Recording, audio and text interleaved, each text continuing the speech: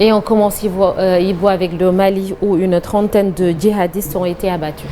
Donc ces djihadistes ont été tués début février dans le Liptako malien par les forces spéciales européennes du groupement Takuba et les forces armées maliennes qui l'accompagnent au combat. L'information émane de l'état-major français.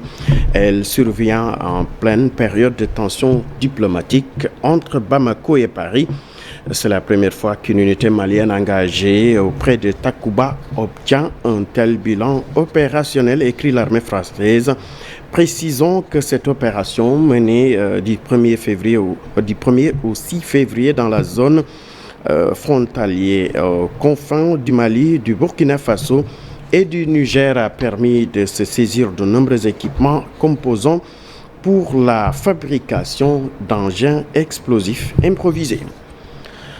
Au Burkina Faso maintenant, procès Sankara, 30 ans de prison requis contre l'ancien président Blaise Compaoré. La justice militaire a également requis à l'encontre de Gilbert Gendéré, l'un des chefs de l'armée lors du putsch de 1987 et accusé de complicité d'assassinat et de complicité de recel de cadavres et de subordination de témoins. 20 ans de prison. Selon le parquet, il n'a plus aucune mesure contre les membres du commando alors qu'il avait en charge la sécurité du Conseil de l'Entente. Au Mali, à présent, Jeune Afrique est un hebdomadaire panafricain. Donc, le journaliste qui le représentait au Mali a donc été expulsé du territoire. La direction donc de Jeune Afrique condamne la décision prise par les autorités maliennes de procéder à l'expulsion de l'envoyé spécial Benjamin Roger, arrivé à Bamako dans la nuit du 6 au 7 février. Il a été interpellé à son hôtel par la police et conduit dans les locaux de la brigade d'investigation judiciaire où il a été interrogé par la police de l'air avant son expulsion. Benoît XVI demande pardon et assure n'avoir jamais couvert des prêtres pédocriminels.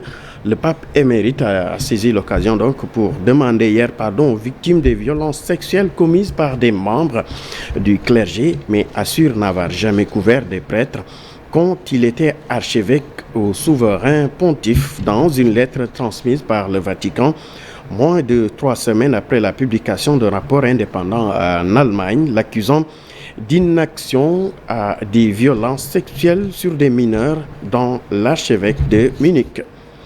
États-Unis saisit record de 3,6 milliards de dollars de bitcoin volés en 2016. Les États-Unis donc ont annoncé hier avoir récupéré plus de 99 000 bitcoins volés d'échanges virtuels de Bitfinex évalués à plus de 3 milliards de dollars. Un couple soupçonné d'avoir cherché à blanchir les bitcoins volés dans un labyrinthe de transactions de cryptomanie. Et pour finir à présent, Covid-19 en Suède, clap de fin pour le pass vaccinal à partir du 9 février. Aujourd'hui donc, la Suède vient d'annoncer la levée de ses dernières restrictions sanitaires à partir de mercredi. Une décision que les Suédois attendaient, mais qui ne va pas bouleverser leur vie quotidienne. Pour lutter donc contre la pandémie, la Suède n'a jamais utilisé de confinement. Sornenata. Merci beaucoup Ibou Diouf et on croise encore une fois les doigts. L'OMS avait annoncé peut-être la fin du Covid-19 en 2022. En tout cas, on l'espère vivement. À tout à l'heure Ibou. Tout de suite, la une des journaux avec Chérif Dia.